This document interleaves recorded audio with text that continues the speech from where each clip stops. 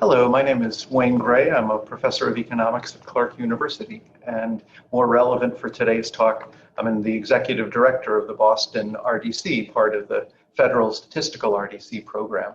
And I've been asked here today, this would have been earlier in the year in a room full of people, but we'll have to settle for a recorded version that hopefully will be useful to you as you consider whether restricted access US Census data and data from other federal statistical agencies might be useful to you in your research work. So today I'm going to give you an overview of the FSRDC program, then talk a bit about the history of the RDCs, and then I'll spend probably the bulk of my time talking about different data sets that are available in the RDCs and examples of research that can be done with them. Also talk about the process of preparing a proposal for using data in the RDCs and the research environment that you'd find there, and something about the challenges and the opportunities that are available through the FSRDC system. If we have time at the end, I'll talk a bit about a few other issues coming up or things to think about in terms of using data in coming years. So the Research Data Center, or RDC, is a partnership, the way that they're constructed now. It's a partnership between the Census Bureau and a local host. For the Boston RDC, that's the National Bureau of Economic Research, located in Cambridge. For the Michigan RDC, it's the University of Michigan. Most of them are located either in universities or in Federal Reserve banks, and they're a connection between the Census Bureau and organizations that have researchers that want to use that. There's something called the Joint Statistical Project Agreement, which specifies roughly 50-50 cost sharing. The Census Bureau is providing access to servers at the Census Bureau on which the data reside and the programs to work with them. And they also prepare the data, obviously, and they manage the RDC system overall. The local host pays the salary of the census administrator, a census employee working in the RDC, also provides the space for the RDC and the executive director, myself in the case of Boston, and supplies more broadly local support of the research activity and researchers who are working in the RDC. So in the RDC, researchers get access to internal census microdata. They get security clearance as special sworn employees of the Census Bureau, and the research done there provides benefits to the Census Bureau in terms of improving the quality of data and such that they're generating.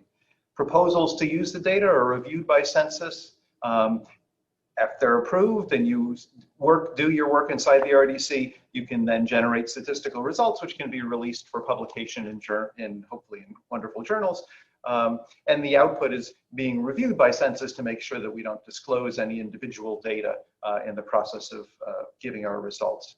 Other statistical agencies also provide data in the system, and I'll talk about them as well. And they pay Census to cover the costs of hosting data in the system, and they handle their own proposal and output reviews. Currently, there are 30 or more research data centers. I'm not quite sure whether the one in Illinois and Utah have opened. And there's, as you can see from this, scattered around the country. And this list gives you a list of the different RDCs and such. There's starting in Boston. We opened in January 1994 when the ASSA convention was held in Boston.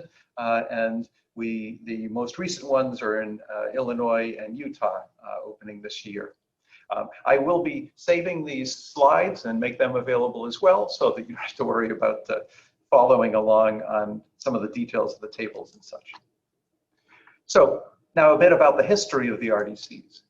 So originally, when researchers wanted to use census data, they had to go down to Census and become a Census fellow or get some other arrangement to be working down at the Census Bureau at Census headquarters. And the Center for Economic Studies hosted a number of researchers like this because they're working with business data. And while census of population, sort of demographic data with millions of observations from all over the country could release public use data sets and say, you know, here's a dentist in Boston with 4 kids, without actually telling you which dentist it is. You couldn't say that there was a steel mill in Maryland because there was only one of them. So there was difficulty in terms of making those data available for researchers. So researchers visited the headquarters and worked with with the help of employees of the Center for Economic Studies, so the studies to do with economic data. And that's really where the RDCs began. So in 1992, I was visiting CES as a census fellow using the business microdata to study the impact of environmental regulation on productivity by linking up information about particular plants with data on their environmental regulation that they face and looking at the productivity and other impacts. At the time, Bob McGuckin was the head of the Center for Economic Studies, and he had this idea that it would be nice to set up remote locations around the country where we could have access to the census microdata. That would make it much more available to researchers and more used. And his sense was that all of this data that's being collected could be put to much greater use by having lots of people accessing it instead of only those who could afford to take a year or two off on sabbatical and such and go down to Washington and work down there. He thought that Boston would be an ideal location for this. We have prestigious research universities, so there'd be a high local demand for an RDC by researchers who would be able to put it to good use. And also, we had support from the regional director. Arthur Dukakis was the census regional director. At the time, there was a regional office in Boston. And at NBER, Martin Feldstein, who was the president of NBER at the time, was quite supportive of this effort and such. So he was willing to be the first of the local partners in these agreements to set up an RDC. And I agreed to become the coordinator of the RDC. And now that position's called executive director. So I'm the executive director at the Boston RDC. And that was the first one. In 1993, we made a proposal to the National Science Foundation. And that was approved by the NSF and it was funded.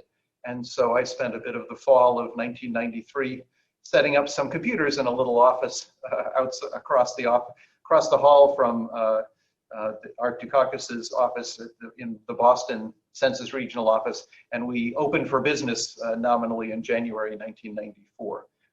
So it was located in the Census Regional Office. It's actually the only RDC that was located inside Census and such, and that was because Census Bureau, this is the first one that was out there, and so they were concerned about not perceiving as though the data was just being freed up all over the place. As we can see from the chart that I had up a few slides ago, over the next 10 years or so, we had half a dozen RDC locations opened. The next 10 years, another 8 or so. In the 6 years after that to now, had 15 more RDC locations opened. There's been a continuing high demand for RDC locations around the country. Now, some of these are we might think of as the sort of a standalone or a main RDC that is a proposal to NSF. NSF has a program whereby an institution or consortium of institutions can apply and receive funding from NSF if they deem that a worthy location, a good location, one which is not already served by existing RDCs and such, with a lot of interested researchers. We also have branch locations. So the New York RDC, which is in the Baruch in New York City, has a branch location in Cornell. It also has a branch location in Yale and such. The Berkeley RDC has a branch at Stanford and such. So some of the RDC locations are actually branches of others. Most of them are sort of RDCs in their own right. Originally, the RDCs were census RDCs, hosting only census data, and the legal arrangement is still between the Census Bureau and the local host and such. Some years afterwards, we added health data. The NCHS and AHRQ had already had RDCs of their own. They had them in Maryland and Atlanta where researchers could get access to their data. And they thought it would be a nice idea to be able to have that available more broadly around the country. By that time, we had more than a dozen RDCs around the country, and they agreed that they could have researchers get access to their data sets in the RDCs and such. And in many RDCs, close to half of all projects are being done with these health data. More recently, we've had other additional federal agencies involved. The Bureau of Labor Statistics has some data sets that are available there. They had also had researchers. So all of these agencies had researchers coming into their agency and doing work there with the data. The new thing about the RDCs is that then the data becomes available in a much wider range of locations. By this point, we had several federal agencies coming on, and they didn't all want to be thought of as subsidiaries of Census. So the RDC system was relabeled and is now constituted as the Federal Statistical Research Data Centers, or FSRDCs. There's an executive committee made up of representatives from statistical agencies and the RDC partner institutions, and that's what makes the decisions about the RDC program. In a broad sort of policy sense, Census still manages the RDC operations, part of the Center for Enterprise Dissemination. The data is kept on the Census computer network, and the other agencies involved are paying fees to Census for hosting those data. Okay, now let's take a look at some of the many data sets that are available in the RDCs and some examples of research that has been done with them. So the data in RDCs, the original data, as I mentioned, was the census business data. That's also the data that I've done most of my work with, so I'm most familiar with those data. And so I'm going to talk in several slides about ways that having access to the microdata inside the RDCs is valuable for doing research projects. So there's a paper by Michael Greenstone and co-authors, identifying agglomeration spillovers, evidence from winners and losers of large plant openings. And so this relies on data collected in the economic census and put into something that's called the Longitudinal Business Database, or LBD. And this data set took advantage of the fact that census data, while it's collected on surveys or census, a survey being a sample of the population, the census being an attempt to count everybody out there, that those censuses are connected up over time by identifying information, employer identifying numbers or other forms of identification that comes out of the tax records and such. So they know it's the same facility that's answering these questions year after year. And so they're able to link things up and think about plants that were around before and after over a long period of time. So in this example, we're thinking about, okay, we're somewhere out there, they're going to open a large plant. So let's think about where that large plant opens. We can identify for really big, multi-million-dollar plants, there are these effectively competitions between different local jurisdictions to get that plant. And so you can identify the counties that won, that got the plant, but you can also identify the losers, those which were on the borderline of getting the plant and such. And so they can look at what happened to productivity in plants, in other plants located in that area. A new plant comes in the years before, the winning and losing counties have similar trends. After the opening, the incumbent plants, so plants that were around before, so these are the ones in that same area, their productivity is 12% higher in the counties that won. So that suggests that these openings of large plants do have positive spillovers, even at the level of the productivity. So it's not just the level of activity, but the productivity of those plants that are there in those winning counties. That was the census data. One census data set that's collected over time, we can look at how those numbers change over time. Census collects lots of different surveys. So some work that I did with Josh Lynn and Dick Morgenstern was looking at the impact of the declining natural gas prices in recent years on jobs in the US manufacturing sector. And so we took a long history of energy prices coming from the Manufacturing Energy Consumption Survey over time, and from other sources in terms of the changes in energy prices and such, particularly thinking about natural gas, but also looking at electricity and other things.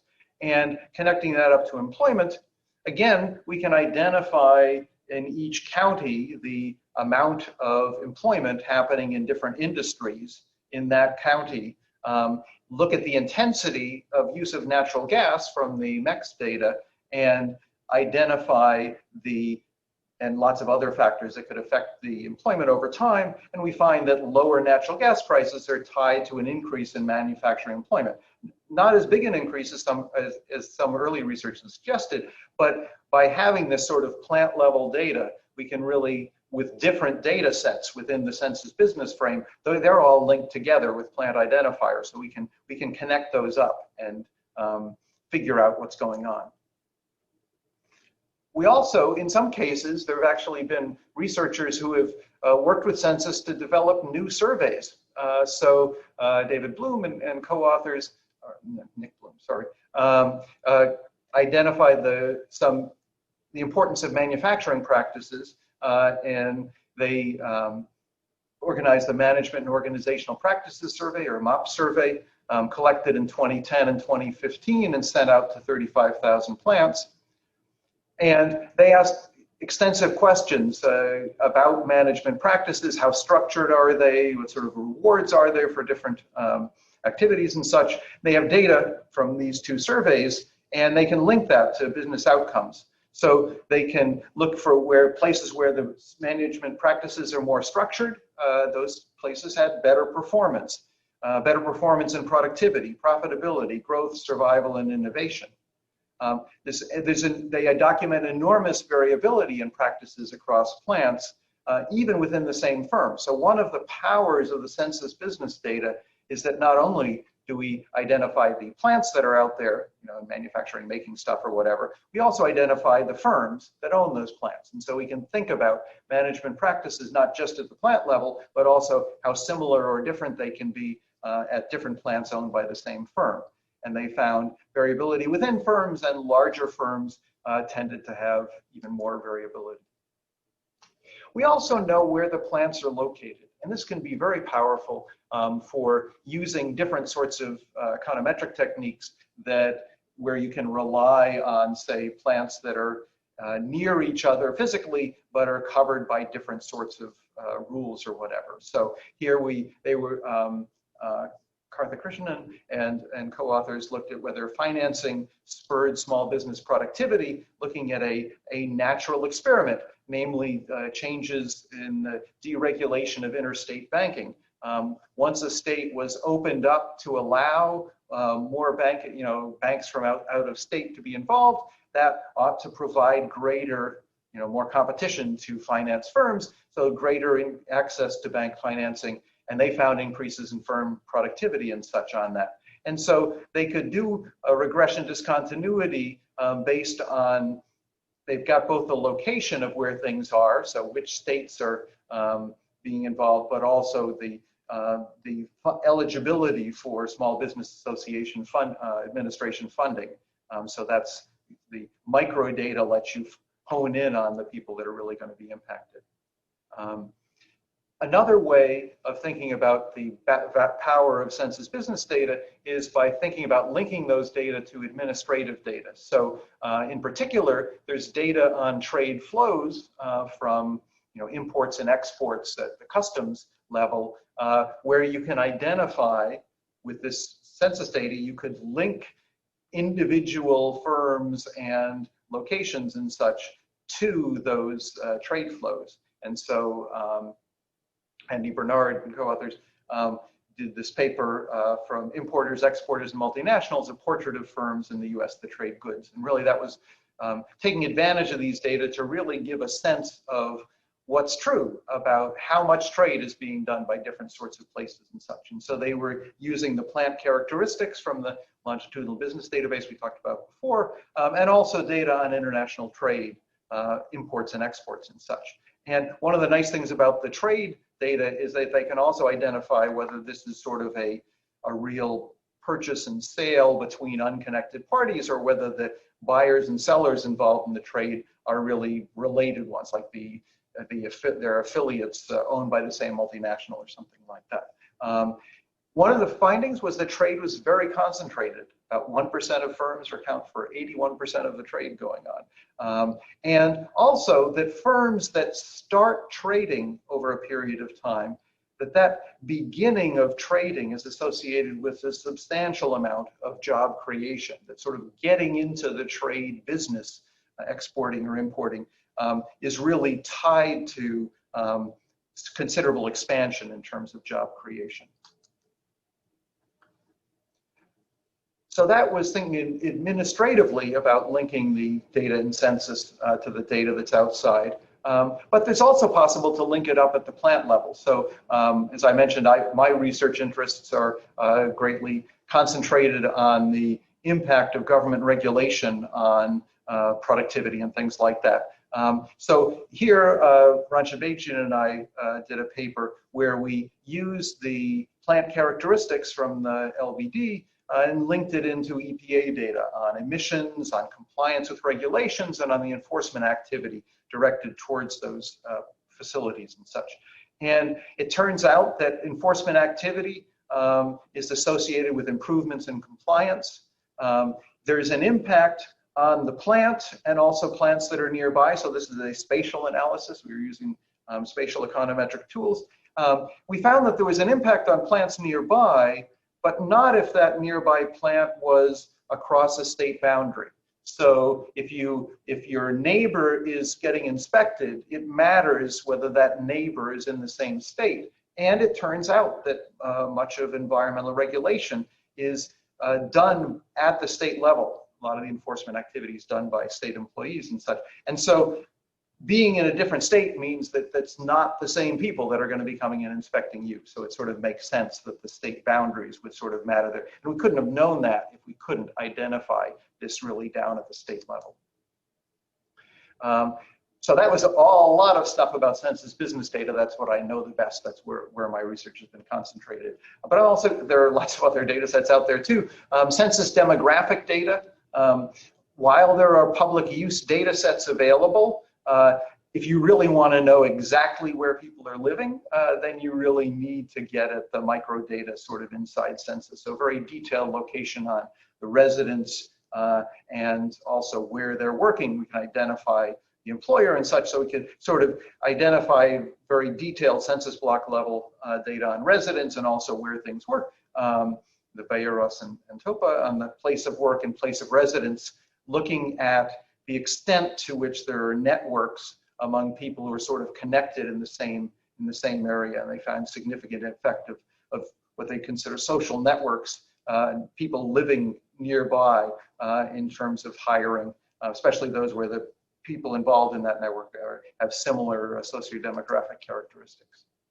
The American Housing Survey, again, detailed information about houses, but if you really want to know exactly where each of the houses are, then you need to work with the microdata. So Lucas Davis looked at the effect of power plants on local housing prices and rents, and so they could get, this is exactly where the house is, then what's around that? Are there waste incinerators, coal burning plants, nuclear power plants, other sorts of things that people might not appreciate having around that might tend to depress housing prices. And in fact, they found that if you were near one of those plants, you'd see a decrease in the housing values and rents there. An exciting, well, I say new, it's not really that new, it's been around for a while, is the Census LEHD data, linked employer household data. This is based on state unemployment insurance records, and so part of this, every state has an unemployment insurance system, and part of that system is collecting information from businesses about who's employed there and such. And so that's giving information about the employer and the employee, which is brought into the Census Bureau and then gets connected up to the employer side data and also to potentially to employee side data and such. And so the dispersion of earnings across establishments, Erling Barth and others recently had a paper about that.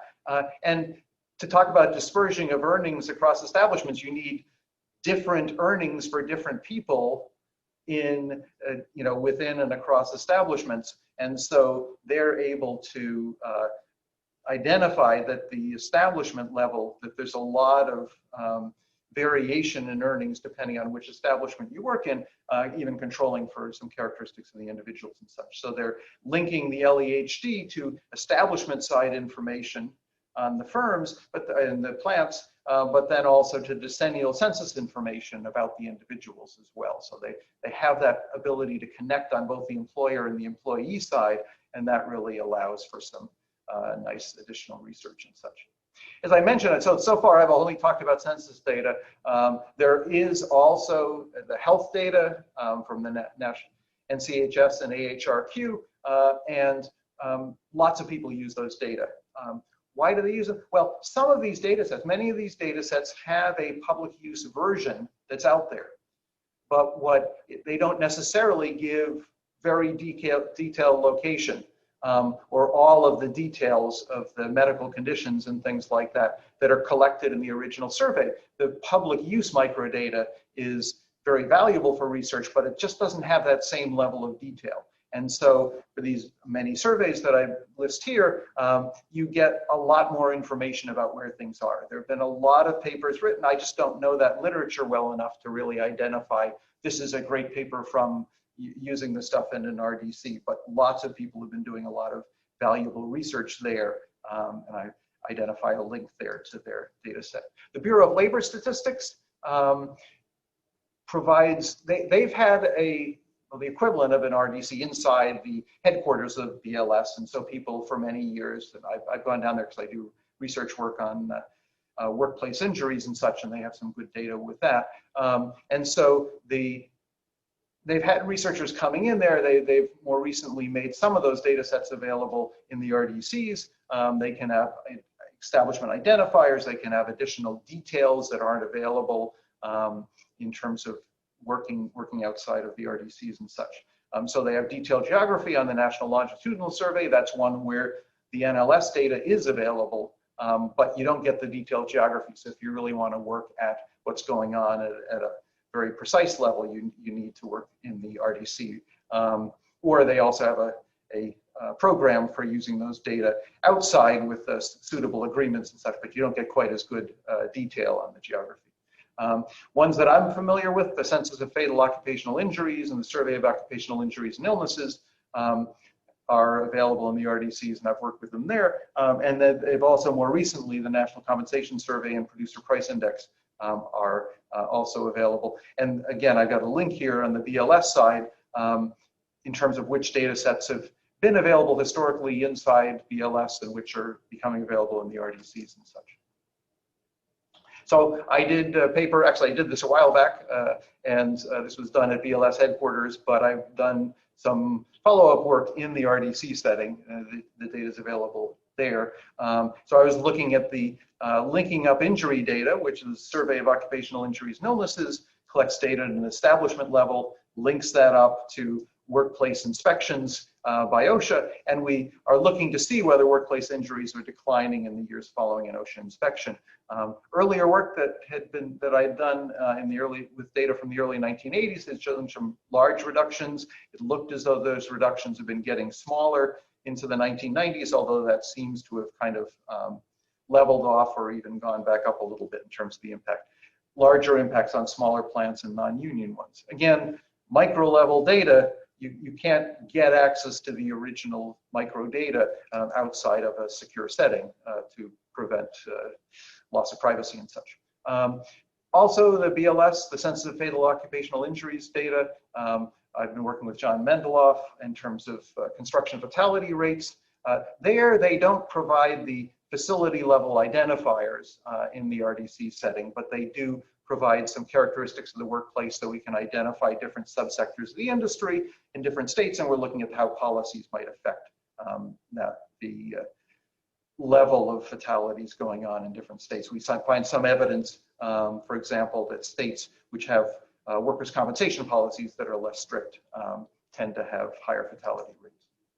A relatively newcomer to the RDC setting is the Bureau of Economic Analysis, part of the Commerce Department, and they do surveys primarily with an international focus. So they have foreign direct investment, both of US firms in other countries and also of other countries in the US, and they do surveys in multinational enterprises. Again, the foreign affiliates of US parent firms and the US affiliates of foreign parent firms. Which allows some work related to that. And there's also international trade and services in different areas. Again, I have a link there to give you an idea of what data sets are available on that. Okay, now I want to talk a bit about the RDC proposal process and the research environment for if you are excited or interested in coming into the RDCs. So I want to first lay out the notion that the census microdata have considerable legal protection. So these data are collected by the Census Bureau. They promise to maintain confidentiality and protect the privacy of the respondents and such. And there are US laws that regulate the use of these data.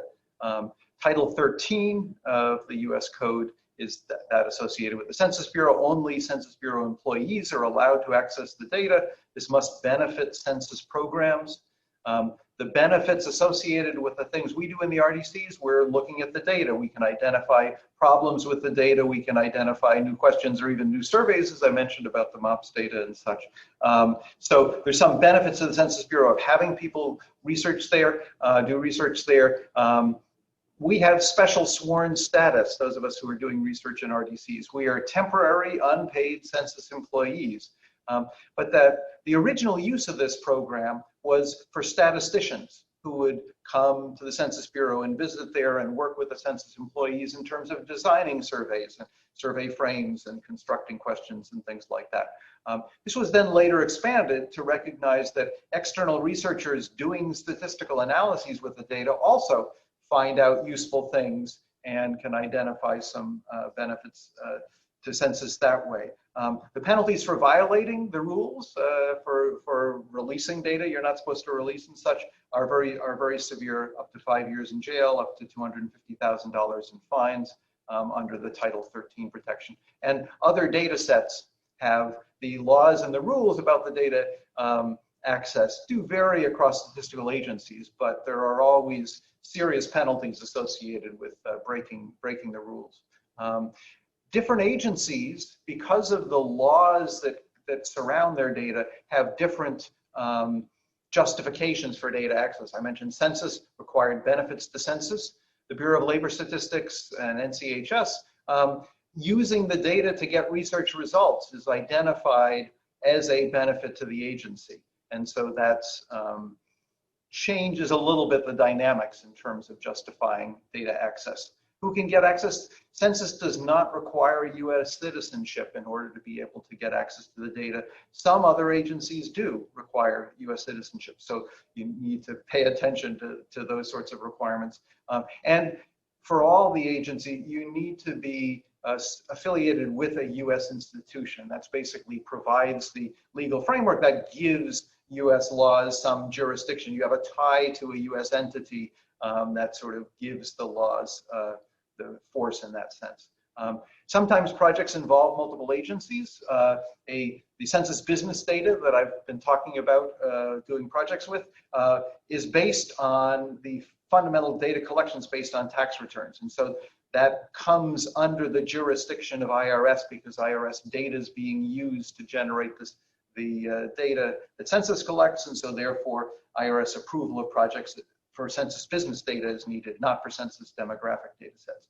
The LEHD is using data collected by state agencies, and so projects there can require approval by state agencies that are providing those data and such. And then there are other more complicated projects which can take a long time sometimes to organize, but those involve merging data sets across the different agencies. There are some data agencies that may collect things that have employer identification number or social security number attached to them, and those things could be used within Census to sort of tie them together. But when multiple agencies are involved, it can get more complicated. So here's an overview of the proposal process. So you generate a research idea, think about what data you need, what agencies involved. Do you need to go into an RDC to do this, or is there some other way to do the work? Who's going to be involved in the research team? You submit an initial preliminary proposal, work with the agency, get feedback from them, and eventually, and also identify which RDC you might want to use if it's an RDC-based project, and confirm that you'd have access there, what fees might be required for using that. Finally, submit the final proposal to the agency. That gets reviewed. Maybe you need to make some revisions. Eventually, that's approved. Then you need to apply for the special sworn status, and I'll talk about that in a minute, and you get to start your research. So the initial preliminary proposal, a page, maybe it's a few pages, a description of the goals and the data needed. The final census proposal for Census Bureau projects tends to be in the range of 15 to 20 pages, lists the data sets needed, shows some feasibility, scientific merit, and also these benefits to census. The proposal needs to show that you understand the data, that you understand what its advantages are or possibly shortcomings. There's not a competition among projects on their scientific merit. It needs to be sensible. It should be at least interesting and moving the science along. But just because somebody else has more scientific merit in their proposal than in yours doesn't mean that that yours wouldn't be accepted and such. I want to stress that you want to be, for a census proposal, you want to be working with the RDC administrator. Luckily, one of the things the RDC administrators do is work with researchers who want to use the data to identify those benefits, go into the predominant purpose statement, the benefits to census and such. Other agencies will have different requirements for their final proposals. There is a centralized portal for access to restricted federal microdata. This is currently housed under ICPSR at the University of Michigan. Searchable by agency and data set. This portal allows entry of initial information about the project, CV, list of researchers, description of the goals and data. That gets sent to the agency for initial review, and you work with the agency to develop a full proposal and go through the final review process.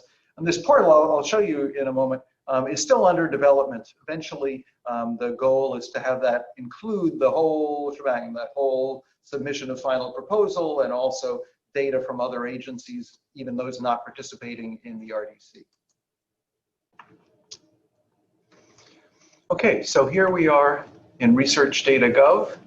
This is, again, part of ICPSR at the University of Michigan. And this link takes us to a location which talks a bit about the system. So there's an example here of linking up to a particular data set, browse by agency or browse all data. You see if we're browsing by agency, we can see different ones. So the Census Bureau has, when we go to that one, you see 164 entries. They have lots of data sets described here. If we go to the National Center for Health Statistics, at the moment they only list one. Remember, there's a long list of data sets, so this one isn't as fully developed. As I said, this is under development and such. If I go to browse all the data, then I can see lots of different sources, many of these ones being census related and such. And if I go to one of those data sets, so say I want to go to the annual survey of manufacturers, the accessing restricted data, what we see there with the guidelines for that, you need to identify a CV, your resume, names and contact information, and a brief description of the research team and such. So those steps are involved. So you set up an account at the ICPSR if you don't have one already, which doesn't take any substantial work, and then you go in, identify the data you want to use, and prepare that sort of preliminary information and such. So now if we go back.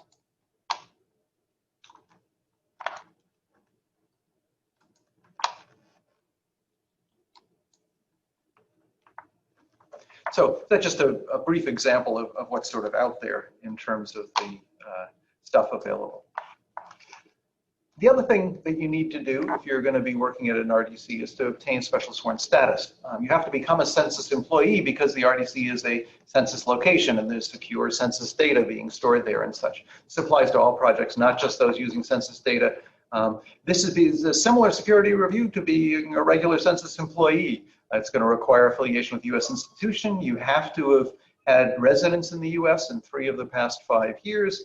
There's an individual interview involved. This whole process can take a few months or even more if there's stuff going on that delays the special sworn status review process and such. So once you get access to the RDC, it's a secure environment. You need a census badge to get into it. There's security cameras monitoring that and such. And inside you'll find thin client terminals connected to servers that sit down in Maryland. So the Census Bureau has servers down there. We have thin client terminals, so you're typing in on the terminal, but all of the activities happening on the server. The data is not actually coming physically into the RDC.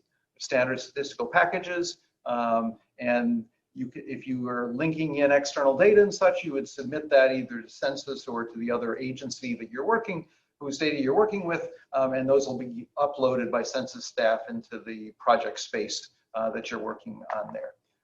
You need to maintain confidentiality of the data. The results statistical results you generate get submitted to the agency to avoid, and they review that to avoid disclosures. You can't talk about the results outside of the agency before they're reviewed. You can't identify respondents. You can't say that General Motors is in this sample, even if this is a sample of all manufacturing firms in the country. You know General Motors is there, but you can't talk about individual respondents.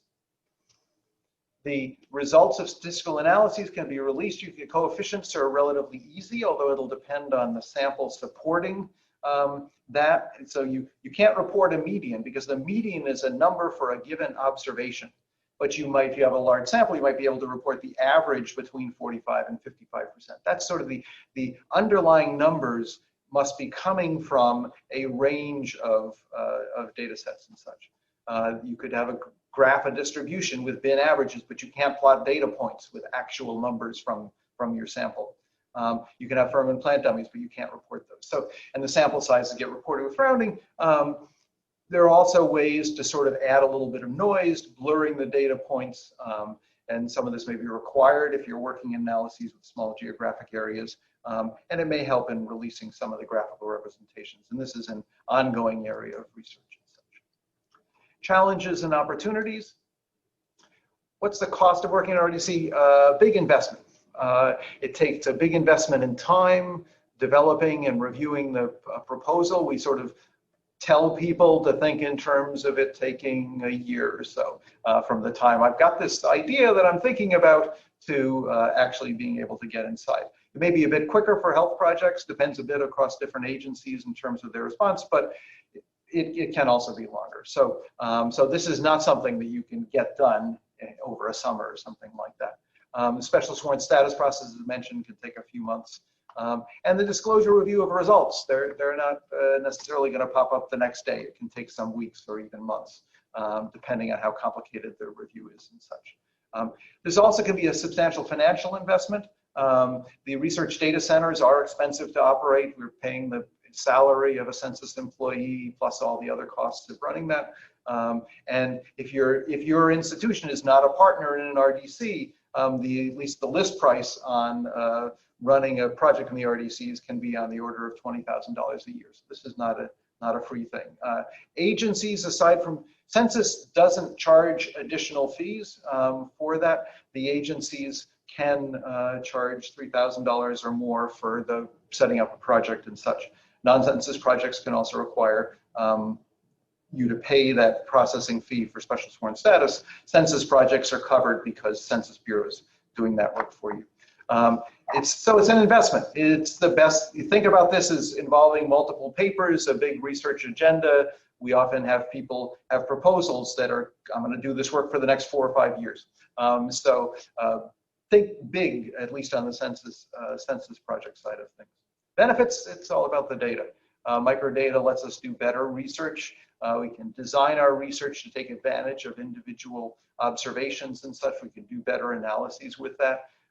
Linking the microdata within Census across their different surveys or even the same survey over time. Linking the microdata across agencies, we can get links from the Social Security system into the current population survey, so you can get the whole history of people's salaries and such. Linking microdata to external research data sets, CompuStat, or some of the microdata that I've mentioned as well. There may be possible restrictions. There's concerns with disclosure risk as we get to sort of big data and more information being out there about individuals and such. The 2020 census will have less publicly available data than previous versions of the census. Canada does not have public use demographic files, and so there people for many years have had to use the RDCs for doing the sort of demographic research that in the US has been available with public use microdata. Now I'm going to put up some slides and talk a little bit about them, but may wind up cutting this depending on the time frame of the overall talk. So one noteworthy data development is that of differential privacy. Based on a formal statistical analysis of the disclosure risks, what happens when we release any sort of a result that's based on the microdata? It's conveying some information about that. If you convey enough information enough times, eventually that could threaten the privacy or make it possible, mathematically could show that it could be possible to identify sort of some individuals within the data set. And this idea of a privacy budget, this trade-off between releasing more results and protecting privacy for those within it. One of the ways that can help with this is adding some noise to microdata before the analysis, and I've got a couple links here to one link to the 2020 census, talk about that, and one link to a paper that talks about this differential privacy. Synthetic data is another area where research has been being done and such. The idea is that you take the microdata and the actual microdata, you identify the distribution of information within that, including the joint distribution of some of the variables, and then you create a simulated set of microdata. So they're not the real numbers, but they look kind of like the real numbers in some statistical sense. This allows public use data sets in situations where it would be difficult to really release the information from the original microdata. So the Survey of Income and Program Participation has a synthetic version. There's a synthetic longitudinal business database I mentioned early on. That was why you went into the RDCs, because you couldn't get the microdata outside. Well, if you make a synthetic version, and then that could be made publicly available.